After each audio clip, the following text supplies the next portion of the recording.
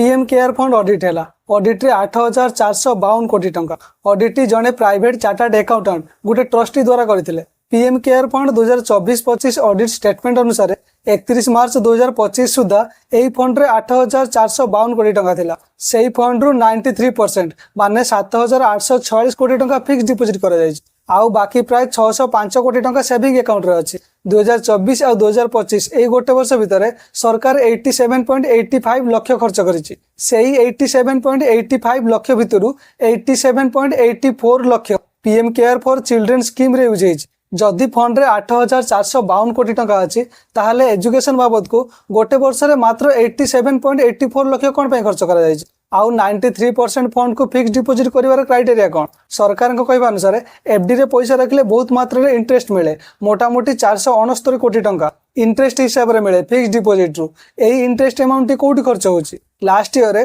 Domestic donation प्राय 479 कोटी टंका थिला। आउ एजेंसी ठारू प्राय 324 कोटी रिफंड हेछि। डोनेशन रिफंड आउ इंटरेस्ट द्वारा मध्य बहुत सारा पैसा मिलिछि। एठी क्वेश्चन हैला 8,452 कोटी टंका कोन पय जमा रहिछि? फंड अमाउंट रु 93% एफडी करिवार कारण कौन? आउ तार इंटरेस्ट पैसा कोठी खर्च होछि? आउ एते बड़ अमाउंट थिबा सत्ते एजुकेशन पय एते कम खर्च कोन पय हेछि? लोक माने डोनेशन देइजंती, तेनु लोक मानकर क्वेश्चन करिवार अधिकार मध्य अछि।